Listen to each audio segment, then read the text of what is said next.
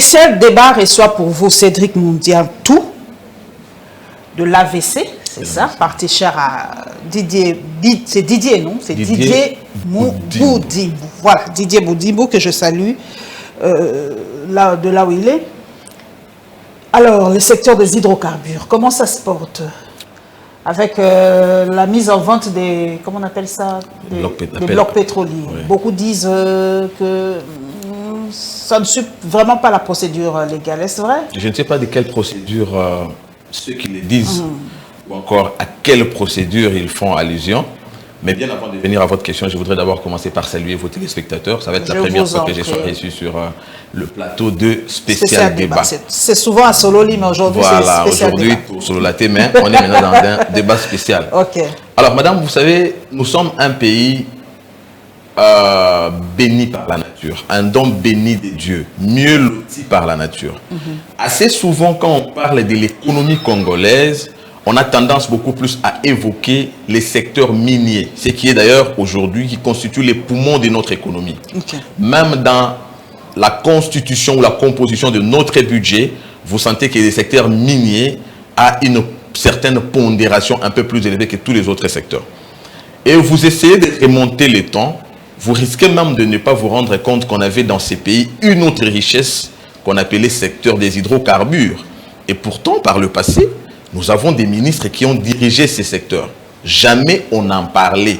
On dirait que c'était un secteur soit mis dans l'oubliette ou encore privatisé par je ne sais qui.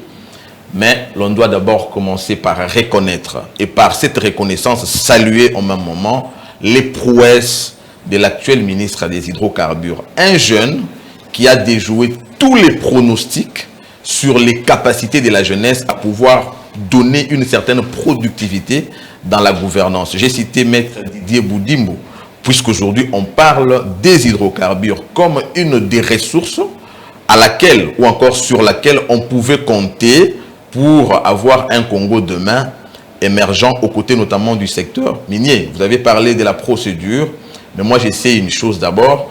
La prouesse dont j'ai parlé ici, c'est le lancement de ces blocs pétroliers, puisque bien avant ça, nous avons eu avec le régime Kabila un phénomène qu'on a appelé Dan Gettler, qui avait détenu des titres pétroliers, mais avec aujourd'hui Maître Didier Boudimbo, il a su récupérer ces titres pétroliers. Avec Maître Didier Boudimbo, puisque j'ai parlé toujours des prouesses, la RDC va dans les jours à venir produire son propre gaz. Ce qui n'a jamais été le cas, c'est vraiment inédit. Je pense que c'est des histoires ou encore de progrès à saluer. Et pour ce qui est de la procédure est bien respectée. Nous avons suivi le lancement de cet appel d'offres, d'abord après qu'il ait annoncé cela en Conseil des ministres et que celui-ci, j'ai cité le Conseil des ministres, est validé. Et maintenant, la procédure a commencé et officiellement, il ne reste plus que le soumissionnement de ceux qui estiment qu'ils peuvent aller avec les secteurs des hydrocarbures congolais pour évidemment que ceux-ci, notamment ces investisseurs, bénéficient et que la RDC profite de cette ressource pétrolière. Donc, il n'y a vraiment pas de débat dessus. Nous savons que nous sommes dans un pays où il y a certaines personnalités, pour des raisons politiciennes, voudraient toujours avoir quelque chose à dire. Ça rentre, c'est vrai, dans le cadre de l'exercice démocratique, mais ce qui est positif devait rester positif pour tout le monde, car les faits du temps sont sacrés. Ok, donc j'ai lu aussi quelque part, j'aimerais que vous infirmiez ou confirmez cela, que Didier Boudimbo demanderait l'appui des ambassadeurs par rapport à cela, que les ambassadeurs accrédités en RDC puissent bien faire le travail en vendant correctement l'image de la RDC. C'est vrai ce que j'ai entendu, là? Je ne sais pas dire oui ou non, puisque je n'ai pas suivi. Je n'ai pas suivi ça, ok. Mais je sais que les ambassadeurs jouent un rôle capital avec leur BI. Je ne sais pas si c'est le terme, mais ils donnent toujours des nouvelles par rapport aux pays où ils sont accrédités, par rapport aux investisseurs et autres. S'ils disent que le pays est fréquentable, je crois que les investisseurs viendront. Nous allons prendre un autre dossier, Cédric Boudimbo. Cédric Moundiantou. Oh là là. Cédric Moudiantou, le nom de Boudimbo m'est resté en tête. Cédric Moudiantou, ah oui, bon, vraiment, bonjour, et j'espérerais vraiment qu'un jour vous passerez sur le fauteuil rouge. Je lance l'appel, mais à chaque fois, au Betanga Kara, je ne sais pas pourquoi. Mais à se rappeler qu'à l'époque, avant comme ministre, hein, avant l'élection en 2011, tu étais passé sur mon plateau. Ne l'oubliez jamais. Sur Info 7, il était passé, hein, ne l'oublie jamais. Kalate Bozara a besoin d'habitude. Les élections avancent. Donc, aujourd'hui, à Kinshasa, pendant que nous tournions cette émission, c'est des branle-bas dans la commune de la Gombe, parce que la cérémonie par rapport à la relique de feu Patrice Emery Lumumba est vraiment bas son plein, passé à salle de congrès du Palais de la Nation, là où il avait lu son fameux discours. Pour vous, quand vous avez écouté ces discours, Cédric Moudiantou, qu'est-ce que vous pensez de ça? Non, les discours de Lumumba de 60 est resté un discours de référence. Un discours qui, pour la jeunesse congolaise, reste une motivation, puisque déjà à 100 ans, il avait cru en l'avenir de ce pays. Tout ce que nous vivons aujourd'hui, si nous nous référons aux prouesses de Lumumba, au courage et à la détermination de ces jeunes, puisqu'ils n'avaient que l'âge que nous avons aujourd'hui, mais que nous voyons la jeunesse aujourd'hui en train de se minimiser, ou encore une certaine classe politique qui tenterait de marcher sur la jeunesse, mais pourtant, tout ce que nous faisons aujourd'hui, la fierté de notre identité, nous la tirons de la jeunesse avec un certain Patrice Emery Lumumba.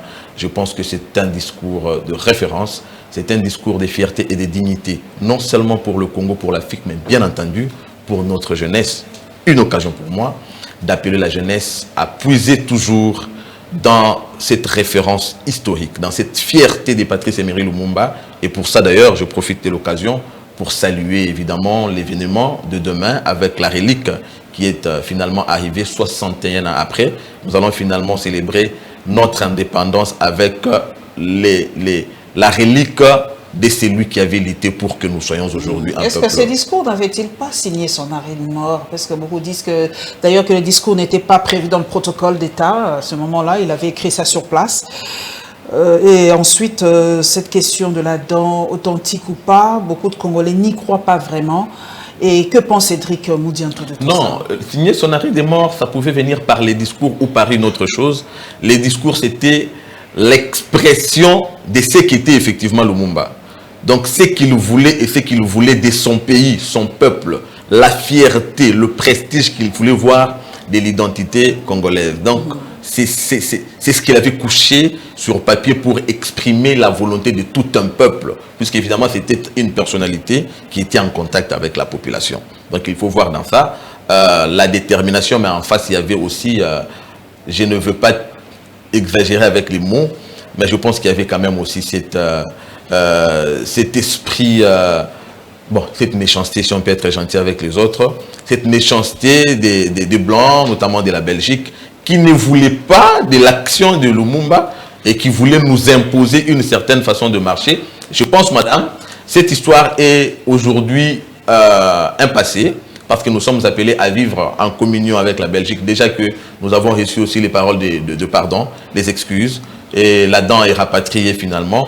Je pense que nous devons plutôt puiser justement de cette histoire, continuer la marche et évidemment comprendre, tirer la leçon de la démarche. La leçon c'était justement que face à ce qui nous revient... Pour vous, cette dent est vraiment authentique? C'est vraiment la dent de Lumumba? Non, madame. Comment je saurais si c'était authentique ou pas? L'authenticité de cette dent, on ne peut pas la vérifier. Puisque les deux parties ont refusé de vérifier cette histoire. Non, je pense que l'authenticité, moi je ne sais pas dire, mais je crois qu'il est évident. C'est une question de foi aujourd'hui. Qu'il serait évident quand même. Question de foi.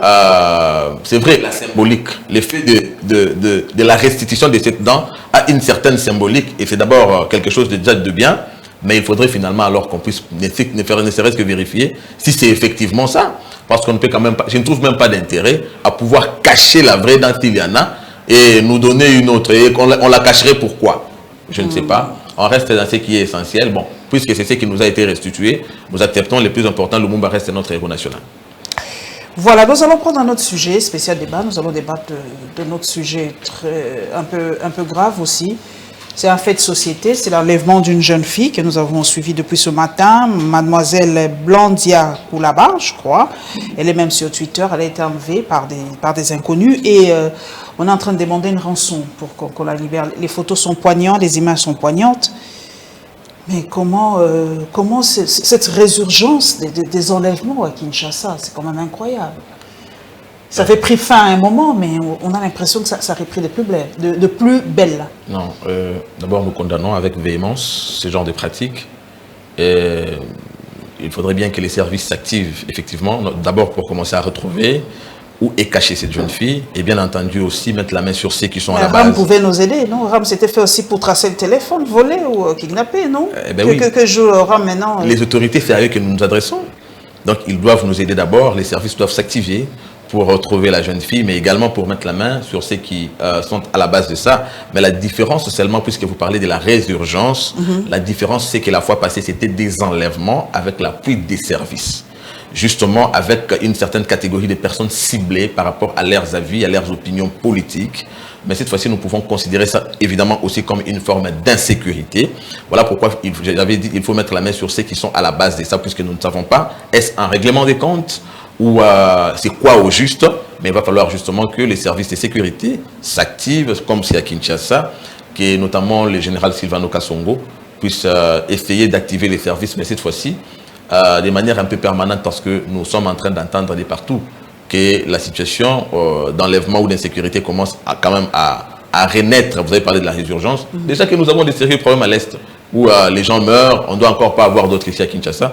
Donc il y a nécessité vraiment et de toute urgence que les services puissent s'activer pour essayer de venir à bout cette insécurité. Cet incident, d'ailleurs, pendant que nous tournions cette émission, la dépouille de Patrice Emery Lumumba est arrivée à la primature, parce qu'elle a été le tout premier ministre de la République démocratique du Congo.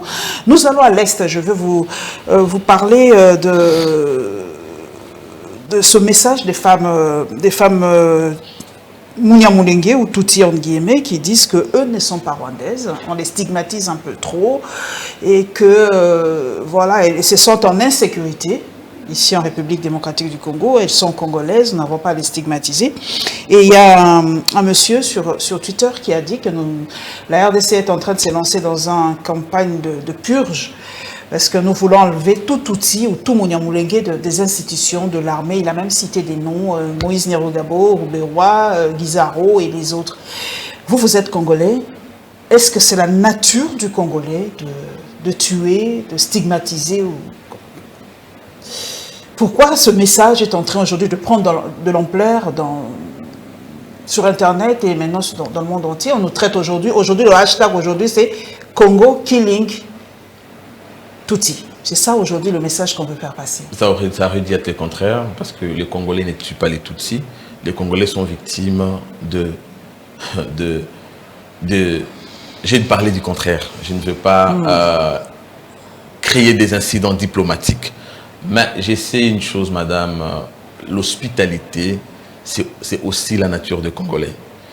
Nous en avons fait preuve depuis notre existence sur cette terre. Nous avons accueilli tous les peuples. Nous n'avons jamais été racistes, nous n'avons jamais été xénophobes.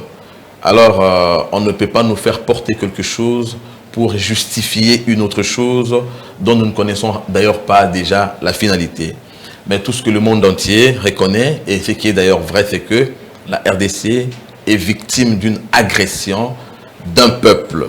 Et ce qui est déjà condamnable, mais il ne s'agit pas ici d'une opération qui tendrait à exclure ou encore à traiter d'une certaine manière une race, une tribu, une espèce, un peuple. Il ne s'agit pas de ça, mais il y a de l'évidence, et ça on doit nous le reconnaître, face à cette situation aujourd'hui entre la RDC et le Rwanda, que nous puissions tirer toutes les conséquences et que nous puissions franchement vider la question d'infiltration, puisque c'est ça le vrai problème. Nous sommes infiltrés. Et quand nous sommes en train de vouloir sortir de cette situation qui fragilise nos institutions, qui fragilise notre armée face à une autre qui nous agresse, puisque cette fois-ci, nous sommes dans une confusion, ne sachant pas reconnaître ce qui nous appartient et ce qui ne nous appartient pas, nous sommes plutôt obligés d'entrer dans une opération de combattre l'infiltration. Ça, c'est une évidence et on doit nous la reconnaître parce que nous sommes un peuple, on ne peut pas accepter que ce qui nous est de droit nous soit volé sous une raison, je ne sais quoi, ou encore pour des raisons politiciennes. Nous sommes un peuple souverain et par rapport à ça, notre souveraineté ne sera jamais négociable. La souveraineté ne sera jamais négociable. Mais on nous parle de nos richesses qui seraient vraiment la raison de toutes ces agressions. On nous parle en Ituri, c'est l'or. Vous êtes dans les hydrocarbures. Est-ce que je voudrais savoir, est-ce que le pétrole, l'enjeu du pétrole est aussi dans cette guerre que nous subissons, de ces agressions que nous subissons? Le chef de l'État a parlé d'une guerre économique. La guerre économique, c'est d'abord par rapport à ce que nous avons, à notre richesse. Et quand nous parlons de notre richesse, le pétrole en est une, n'est-ce pas? Et le pétrole en RDC n'est pas que à Mwanda. Ah, il y en a aussi Il n'est pas qu'à Mwanda. Quand on parle du dégazage au lac Kivu, le lac Kivu, ce n'est pas au Congo central. Donc, tout ce qui est notre richesse, c'est à la base de la jalousie qui nous expose à cette situation d'agression. Vous voyez, c'est bien pour ça que le chef de l'État a évoqué la guerre économique. Le fait de dénicher la cause de cette situation, c'est ce qui nous permettra maintenant d'échanger le fusil d'épaule pour essayer maintenant effectivement de faire la bonne guerre. Parce qu'on peut dire que si, depuis tout ce temps, nous avons été dans une confusion la plus totale, c'est peut-être puisque nous n'avions jamais su les causes pour lesquelles nous sommes en situation d'insécurité ou encore peut-être d'agression.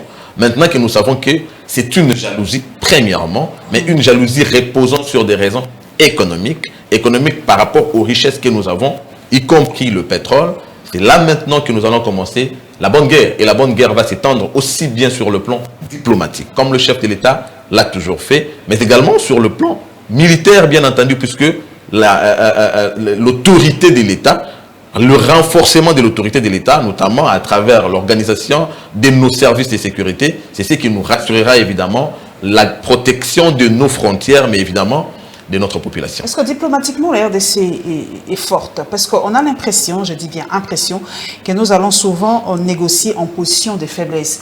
Le président de la République était à Nairobi et dans le document final, le Rwanda n'a pas été indexé comme pays agresseur, ni le M23 comme mouvement terroriste. Donc, nous sommes forts. Nakati, mais Nalibanda, on ne parvient pas à faire passer le message. Non. Parce qu'ici, le chef de l'État nous a martelé encore lors du dernier Conseil de ministres que c'est le Rwanda qui se cache derrière tous ces mouvements. Mais ailleurs, ça passe pas. Ailleurs, c'est pas inscrit parce qu'ils ont décidé ensemble d'envoyer une force commune, armée, une coalition des armées pour venir nous soutenir. Comment nous ne parvenons pas à faire passer ce message-là?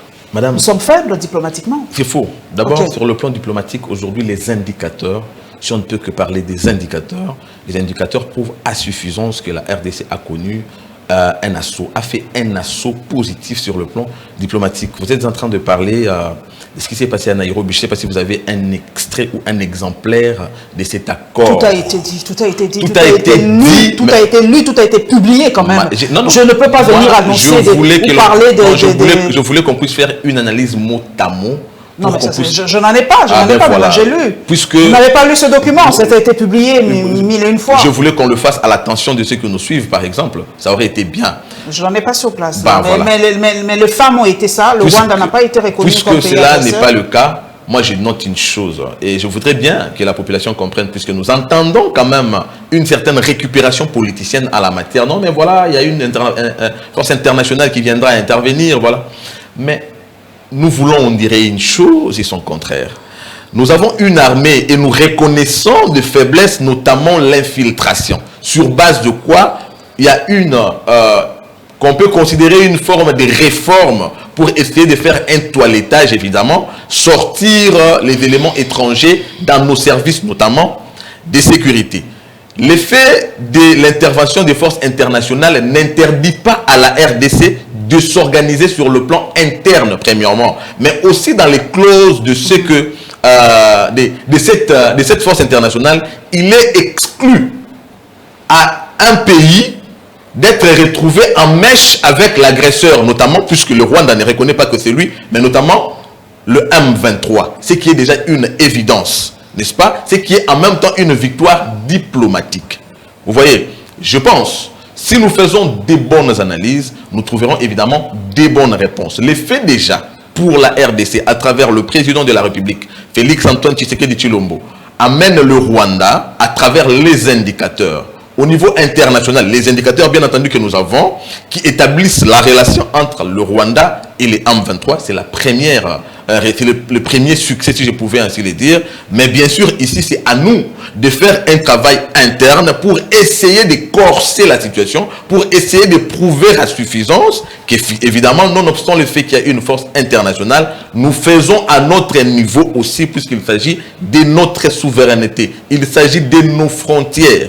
Nous avons un travail à faire, à renforcer nos services de sécurité pour essayer de prouver à suffisance, de prendre encore main dans la pâte le Rwanda dans son implication dans cette situation d'agression à travers le M23. On n'a jamais dans cet accord interdit la RDC à œuvrer comme pays indépendant, mais justement puisque les M23 sont considérés comme un mouvement terroriste opérant dans une frontière entre la RDC et les pays de la zone, puisqu'il s'agit des Grands Lacs, il y a la nécessité bien entendu d'une intervention internationale qui n'interdit pas à la RDC évidemment aussi de travailler comme un pays souverain. La RDC, pays souverain, mais beaucoup n'y croient pas trop parce que l'indépendance tant politique qu'économique, est-ce que selon vous, Cédric Modiantou, est-ce que nous recevons beaucoup d'injonctions? Est-ce que la communauté internationale pèse-t-elle sur nos prises de décision maintenant, actuellement là? Je ne pense pas. Okay. Je ne pense pas que la communauté internationale de nos jours pèse sur les décisions qui sont prises, à moins que vous m'en donniez une. Mais je n'ai pas vu une décision prise par nos institutions actuellement qui serait l'effet de la dictée internationale. Je n'en ai pas vu une.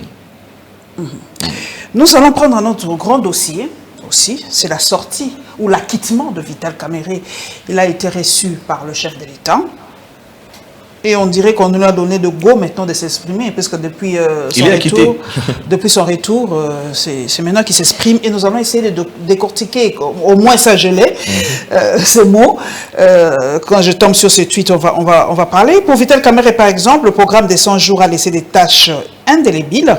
Il a fallu 32 ans pour le président Mobutu, 18 ans pour le président Kabila, mais en 9 mois, nous étions sur la voie. Pour vous, il y a des retombées de ce projet de 100 jours. Hein. Qu'est-ce qui a été fait, qu'est-ce qui n'a pas été fait pendant ce projet? Madame, honnêtement, parlant de ce qui a été fait ou de ce qui n'a pas été fait, il ne faut pas qu'on tente un seul instant de tromper la population. Le projet 100 jours a été une honte. Le projet 100 jours a été une honte. Une honte d'abord parce que c'était un projet qui avait pour nature non seulement de donner les grands signaux, c'est pas les grands signaux pour le quinquennat du chef de l'État sur le plan infrastructurel, parce que nous avions besoin des infrastructures, mais également sur le plan de la justice. Vous voyez, c'était le grand signal qui était là donné. Mais dans tous les deux côtés, tous les deux volets des attentes des Congolais, il n'y a pas eu un bon résultat. Parce que déjà, le projet lui-même a eu de faiblesses. Aujourd'hui, Vital Kamerhe est acquitté. C'est plus qu'il n'y a pas eu de preuves. Ben oui, faute de preuves. Dans ces cas, mettre Vital Kamerhe en prison alors qu'il n'y a pas de preuves serait aussi une injustice. Donc la faiblesse ici, c'est la faiblesse du projet. Le projet a été conçu sans avoir prévu des garde-fous. Un monitoring, par exemple. Au cas où il y a ceci, on fait comment? Vous voyez, c'est une faiblesse et les Congolais ne peuvent pas être contents. On ne peut pas considérer ça comme une erreur, puisqu'on dirait l'erreur serait inhérente à la nature humaine. Mais ce sont des millions qui sont partis. Les millions des pauvres, des misérables des Congolais. Vous voyez? Donc c'est une honte. Franchement, j'en meurs. Pourquoi j'en meurs au fond de moi? Puisque nous, dès notre jeunesse, nous avons lutté pour le changement. Nous avons consacré notre jeunesse. Et aujourd'hui, nous avons acquis cette alternance au prix même de sang. De notre sueur, oui, mais des sang de ceux qui sont partis. Ils sont partis, mais aujourd'hui, ils ne reposeront peut-être pas en paix quand ils apprendront qu'il y a encore ce genre de faiblesse. C'est un appel, ça vaut un appel de correction.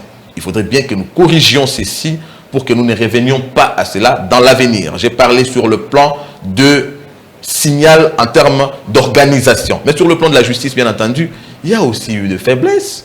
Vital Kamerhe est acquitté. Premièrement, il a été condamné dans ces cas sur base de quoi? Il y a une contradiction au niveau de la justice. Alors, on doit accuser qui et à quel niveau? Moi, je crains que ça puisse constituer d'ailleurs une très mauvaise jurisprudence. Vous voyez? Alors, je ne veux pas juger notre justice. Le chef de l'État, souvenez-vous, en son temps, à travers son discours sur l'état de la nation, il avait lui aussi condamné le fait de l'existence de certaines faiblesses dans l'appareil judiciaire. Nous sommes encore une fois en train de le dire ici, puisque les Congolais ne sont pas contents de ce qui sont passés. Nous ne sommes pas contre le président Vital Kamerhe, président de l'UNT, dont nous saluons la libération, mais nous sommes contre ce qui s'est passé, puisque nous avions intérêt, évidemment, à voir que le pays maintenant est en train de marcher en conformité avec nos attentes, notamment l'organisation de l'appareil judiciaire qui devrait combattre le détournement et également l'impunité, mais ceci ressemble vraiment à l'impunité. Vital Kamerhe pardonne et clame sa loyauté à Félix Tshisekedi. Donc il nous a demandé le pardon. Le pardon pourquoi? Par le fait d'avoir été humilié, par le fait d'avoir été mis en prison. Et sa loyauté avec Félix Tshisekedi, d'ailleurs beaucoup disent déjà, ceux qui réfléchissent dans les salons privés de la RDC, futur Premier ministre déjà, où il sera encore là pour soutenir le chef de l'État lors de la campagne présidentielle, parce que le second mandat c'est en 2023. Le pardon, oui, parce que je sais aussi et évidemment qu'il y a eu de frustration. Il est président d'un parti politique. Vital Kamerhe représente une certaine opinion qui, d'une manière ou d'une autre, ne pouvait que le soutenir. Dans un cas comme dans un autre, dirais-je. Alors le fait qu'il ait été en prison, c'est vrai, le fait d'être en prison, c'est d'abord une humiliation. Son appel au pardon, c'est un exemple d'un leader politique rassembleur. Ça, nous saluons. Il faut noter que le fait que Vital Kamerhe soit acquitté et que il ait rencontré le chef de l'État hier, ça sonne déjà la reconfiguration de l'environnement politique. C'est déjà un signal en termes d'enjeu politique. Il a réitéré sa loyauté au chef de l'État. Oui, bien sûr, puisque d'abord, il n'y avait jamais eu de problème entre les deux. Ce sont les deux qui se sont associés dans les caches pour obtenir le pouvoir, mettant en dehors des institutions le FCC qui nous a pris en otage pendant 18 ans. Donc, le fait pour lui de réitérer sa confiance voudrait dire, en dépit de tout ce qui s'est passé, je n'ai pas de problème contre la République, je n'ai pas de problème contre vous et je suis disposé à travailler pour le pays. Ça, il l'a dit et tout le monde l'a entendu, mais quitte à dire le fait de sa libération, de son acquittement, disais-je, ou encore de sa rencontre avec le chef de l'État, voudrait déjà annoncer, par exemple, un certain remaniement ou encore qu'il prendrait la primature. Je ne danse pas, je ne voudrais même pas entrer dans cette danse-là. Je pense que le chef de l'État, garant du bon fonctionnement des institutions, c'est lui qui a les manettes et qui connaît les ententes du Congolais sur les mandats qu'on lui a donnés. C'est ce qu'il doit faire et à quel moment. Vital Kamerhe a dit aussi, il a évoqué le Conseil des ministres, où Inunkamba avait parlé de 77 millions de dollars décaissés pour une facture de 7 millions. Il a dit qu'il avait la malaria et comme il n'avait pas peur, il est allé au parquet et c'était le chemin pour Makala, a-t-il dit. Et il dit avoir remercié le chef de l'État, donc remercier la population qui l'a soutenu pendant tout ce temps-là.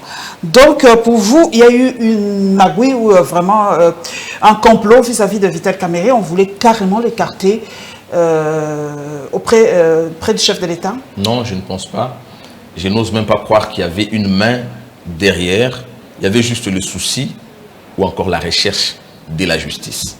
Il fallait qu'il y ait la justice, une clarté par rapport à ce qui s'était passé puisqu'il y avait des faits que le projet ne marchait pas bien et qu'effectivement il y a eu détournement. Maintenant, il fallait ici voir qui avait détourné par rapport à la responsabilité qu'avait Vital Kamerhe dans ce projet. Il était donc évident, en termes de redevabilité, qu'il soit le premier à répondre de cet acte. Au terme du processus judiciaire, voilà, Vital Kamerhe est acquitté. Donc je crois que le débat à ce niveau-là ne pouvait plus avoir lieu puisque c'est le verdict de la justice. C'est vrai, s'il y a eu faiblesse, nous avons condamné cette faiblesse, mais puisque c'est le verdict de la justice a fait son travail, rentrant évidemment dans le cadre de la démocratie qui sous-tend la séparation du pouvoir. On n'a jamais eu l'intérêt d'exclure un seul Congolais de l'expression démocratique, notamment des enjeux par exemple politiques et électoraux. Donc, Vital Kamerhe est libre, personne n'a jamais été derrière. On aurait été derrière les cas de Vital Kamerhe. Je crois que c'est maintenant d'ailleurs qu'il y aurait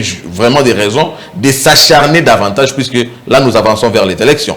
Mais puisque ça n'a pas été le cas, tout le monde est content, le chef de l'État y compris, il l'a reçu. Ils ont été tous les deux ensemble et ils se sont parlé, Vital Kamerhe a réitéré son adhésion, il a exprimé son allégeance au chef de l'État. Nous continuons la marche de la République. L'accord de Nairobi, aujourd'hui, avec l'acquittement de Vital Kamerhe, l'accord reprend de plus belle, en tout cas, il y a mise à jour de cet accord, parce que nous avons appris que c'est en 2023 que c'est l'UDPS qui doit normalement soutenir l'UNC par rapport à la présidence de la République. Et c'était vraiment donnant-donnant. L'UNC a soutenu l'UDPS et l'UDPS devait à son tour soutenir l'UNC. Pour vous, c'est la mise à jour de cet accord? Non, moi je ne veux pas parler des accords entre individus. Non, ça c'est entre partis, hein. C'était entre l'UNC et l'UDPS. Entre partis, ce sont des accords qui n'engagent pas le peuple, qui n'engagent pas l'État.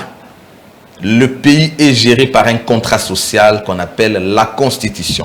Alors moi, je voudrais qu'on discute plutôt sur ce qui concerne l'État, qui concerne le peuple et non pas les accords. S'il y a eu accord... Mais cet accord va avoir de l'influence sur le fonctionnement de la nation, donc sur le peuple en même temps. L'accord ne peut jamais voler la souveraineté d'un peuple. Si le peuple dit c'est Madame Paulette Kimuntu, et que Madame Paulette Kimuntu avait un contrat, je ne sais avec qui, les choix du peuple expriment la démocratie. Nous sommes un pays qui se veut démocratique. S'il y a eu accord entre deux partis, je voudrais m'en tenir ici au sens de la Constitution qui nous régit tous. Et c'est l'expression du peuple qui doit compter. Selon Stali Boujaki Rachamala, que je salue, vraiment une de mes principales sources d'information, face au Rwanda au M23, Félix Tshisekedi va chercher de l'aide à Washington. Et pourtant, selon les analystes, selon ceux que nous suivons, c'est ce même Washington qui serait, j'ai même dit entre guillemets, et au conditionnel, derrière le Rwanda. Aujourd'hui, le Rwanda fait partie du Commonwealth, il en prend même la tête pour 2 ans. Est-ce qu'on a vraiment besoin, pour sortir de cette crise, d'aller demander de l'aide à Washington? Non.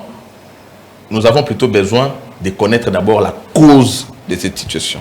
On ne peut, en tout cas pas, à moins que l'on n'ait aucun sens de l'histoire, cette histoire a des implications internationales. Ça, c'est sûr. Oui.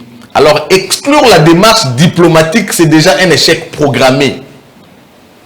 Ça, on doit aussi être d'accord. Alors, quand les premiers diplomates de la République, face à cette situation pour laquelle il avait dit qu'il était prédisposé à donner de sa propre vie, je crois que nous avons lancé l'appel de soutien au commandant suprême de FRDC et à toute démarche qui serait prise allant dans le sens de venir à bout cette situation. Si celle-là en est une, je crois qu'on doit d'abord commencer par soutenir, sachant bien entendu, cette situation a des implications internationales. On doit mettre en marche, évidemment, la démarche diplomatique qui inclut aussi la communauté internationale. Mais est-ce que, en tant qu'analyste congolais, est-ce que vous pensez que cette communauté internationale penche un peu aussi vers la RDC, puisqu'on a l'impression vraiment que ça passe pas, nous devons batailler dur pour faire passer nos messages, nous devons batailler doublement pour qu'on croie qu'il y a génocide, nous devons batailler pour qu'on croie qu'il y a... La RDC ne fait que batailler dur devant face à cette communauté internationale. Combien de voyages le chef de l'État a fait pour faire passer ce message? Et des voyages qui n'ont pas été une perte, madame. Vous en êtes sûr? J'en suis sûr, les Congolais qui nous suivent à travers ces jolis plateaux aussi. La communauté internationale s'est penchée du côté Rwanda, je ne sais pas. Tout ce que j'ai dit ici, c'est que c'est une guerre qui a des implications internationales. Mais j'avais dit d'entrée de jeu que c'est nous, peuple congolais, peuple souverain. Demain, c'est le 30 juin, c'est la fête de notre indépendance. C'est nous, peuple congolais, peuple indépendant, qui sommes victimes de cette situation. La démarche ici ne devrait d'abord pas être celle de voir ou encore de se décourager a priori, comme quoi tout ce que nous pouvons faire déjà, nous sommes par exemple perdants puisqu'il y aurait déjà tel pays international ou même encore la communauté internationale en général qui se pencherait du côté Rwanda. Je crois qu'il y a un principe du droit international des jus cogens qui dispose que chaque peuple doit disposer de lui-même. Le fait que le chef de l'État ait engagé une démarche diplomatique pour essayer, même pas essayer d'ailleurs, pour venir à bout de cette situation, ne nous enlève pas la détermination que nous devons avoir comme un peuple, effectivement aussi, de nous engager pour venir à bout la même situation. Vous voyez, c'est ça le travail qui devait être fait aussi bien sur le plan interne que sur le plan international. Essayons un peu de nous soustraire de toute suspicion, mais de nous mettre effectivement au travail, car le travail, nous avons dit cette fois-ci, devrait engager plusieurs branches, notamment diplomatiques. Mais quand on va dans une guerre et qu'on se dit déjà qu'on est perdant, puisqu'on suppose que l'arbitre serait coloré de l'autre camp, on a d'office perdu, puisque la guerre est aussi psychologique. La psychologie des Congolais, pour le moment, devait être celle des gagnants, avec moins de suspicion, parce que, d'abord, la cause pour laquelle nous luttons est juste, madame. La cause est juste. Nous allons prendre un autre dossier, les assemblées provinciales. Les images qui nous proviennent de certaines assemblées provinciales ne sont vraiment pas agréables à voir. Nous avons suivi celle de la Tchopo dernièrement, bagarre sur bagarre, dans le Grand Équateur aussi. Donc, on m'a dit de poser cette question à Cédric Moudianto. Est-ce qu'on ne peut pas, je ne sais pas moi, qu'il n'y ait plus d'assemblée provinciale, puisque les gens se posent la question, qu'est-ce qu'ils font en fait? C'est budgétivore. On ne se rend même pas compte de l'impact de ces assemblées provinciales, si ce n'est que défaire les gouverneurs. Est-ce que Cédric Moudianto pense qu'on doit enlever les assemblées nationales de l'organigramme de notre pays? Non, ce serait une faute, et une faute grave. Autant nous avons l'Assemblée nationale, qui est la représentation du peuple, autant nous devons avoir les assemblées provinciales qui représentent le même peuple, mais cette fois-ci, dans les différentes provinces. Le problème Il y a trop de dérapages avec les assemblées provinciales. Oui, les dérapages, c'est puisque la politisation, les guéguerres politiciennes se sont invitées. Ça appelle juste à la maturité. On dirait que les gens, les élus, oublient l'objet pour lequel ils sont là. Et ils oublient en même temps qu'ils sont l'émanation de la population. Ils sont issus de la population. Mais là, ils sont maintenant pour se régler des comptes. Ce ne sont plus les assemblées provinciales, c'est devenu des champs de tir. On est là pour se tirer, pour se quereller, pour se faire des règlements des comptes. C'est peut-être là, et d'ailleurs c'est là qu'il va falloir corriger. Mais la correction vient quand? La correction vient évidemment par le peuple lui-même. Nous envoyons qui? À qui faisons-nous confiance lors des élections? On devait d'abord commencer par comprendre le sujet qu'il y a en face de vous, qui vous demande, parce que les mêmes là qui font tout ce que vous condamnez ici, rentreront encore vers le peuple pour demander. Cette fois-là, ils se présenteront en agneau.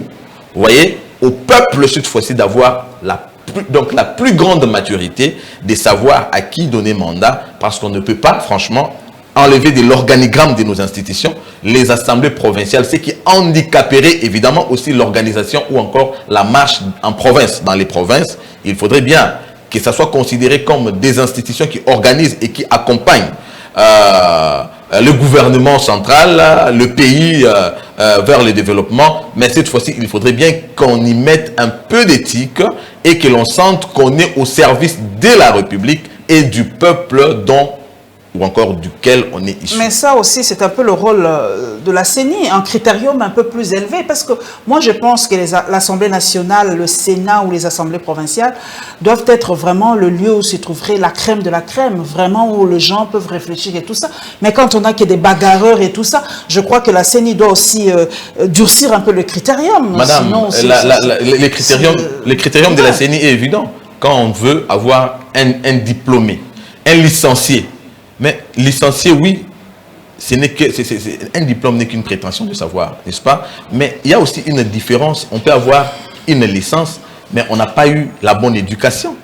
Alors que vous êtes dans un pays où les élections sont pratiquement sociologiques, n'est-ce pas? Maintenant, la CENI devrait aussi commencer à mettre un critérium sur l'éducation des candidats. D'ailleurs, sur base de quoi? Ce serait quoi l'indicateur qui permettrait à la CENI de savoir que tel candidat répond et bien éduqué? C'est déjà impossible. C'est bien pour ça que j'ai parlé de la sanction au niveau de la population, puisque c'est des gens avec qui nous vivons. C'est des gens que nous connaissons. Nous sommes supposés connaître leur conduite. Il faut d'abord commencer par exclure cette histoire d'élection sociologique. Si le peuple congolais devient le plus mature possible à savoir à qui donner confiance, remettre le pouvoir de devenir représentant du peuple, ça nous épargnerait ces scénarios. Tous ces spectacles assez macabres, moi j'ose le dire. Nous allons terminer par l'AVC, votre parti. Y a-t-il des activités que vous prévoyez pour le 30 juin ou autre chose? L'AVC, notre parti, j'annonce demain l'arrivée du secrétaire général, Maître Magloire Kassongo, sur instruction de l'autorité morale, son Excellence Didier Boudimbo. Le secrétaire général avec une équipe arrive demain à Kisangani, justement dans le cadre de ce qu'avait dit l'autorité morale lors du meeting du parti qui s'était tenu à Kinshasa sur le boulevard Triomphal le 7 mai. Alors il avait dit que la tournée nationale commençait, puisque cette fois-là, nous avions testé notre force, notre ancrage populaire, et les résultats avec le peuple congolais étaient positifs. Maintenant qu'à Kinshasa, nous sommes sûrs que la vision, la prestigieuse vision de Maître Didier Boudimbo est acceptée par le peuple congolais à travers l'échantillon qui a répondu à l'appel du 7 mai. Il faudrait bien entendu alors que nous puissions nous étendre sur le temps du territoire national avec la même dextérité pour essayer de nous mettre à jour et de nous préparer pour les élections à venir. Demain, Maître Magloire Kassongo arrive avec son équipe à Kisangani. Après Kisangani, il va rentrer au Katanga et à travers la République pour non seulement dynamiser, restructurer, mais également organiser le parti pour venir maintenant faire le peuple pour les élections de 2023. Élections que nous voulons gagner, premièrement, sur le plan législatif, puisque l'AVC va être ces piliers qui accompagnera le chef de l'État cette fois-ci en lui donnant... vous n'avez pas présenté un candidat. Nous avons notre candidat, vous soutenez, notre champion. On ne change pas l'équipe qui gagne, madame. Okay. Félix Tshisekedi gagne sur tous les fronts. C'est notre champion, il fait la fierté. Nous devons travailler pour sa réélection. Cette fois-ci, en lui donnant une majorité sans appel, dont l'AVC sera un des piliers. Ok. Merci. En tout cas, le message est passé. L'AVC soutiendrait donc la candidature de Félix-Antoine Tshisekedi pour son second mandat en 2023. L'AVC se bat pour donner la majorité présidentielle au chef de l'État. Donc, il va être le pilier de cette nouvelle Assemblée nationale. En effet. En tout cas, je crois que l'AVC ne voudrait plus entendre parler de l'union sacrée prochainement. Non, l'AVC veut vraiment, franchement... Que le président ait sa majorité. Le président ait sa majorité. UDPS AVC, par exemple. Dès le début. Déjà, quand on a eu des UDPS AVC 255 depuis TD 160, c'est déjà bien, on s'évite déjà des guéguerres qu'on a vécues avec le FCC Cash. Merci à Cédric Moudiantou, merci en tout cas pour votre passage à ce spécial débat. Nous nous retrouverons très très prochainement, mesdames et messieurs, Inch'Allah.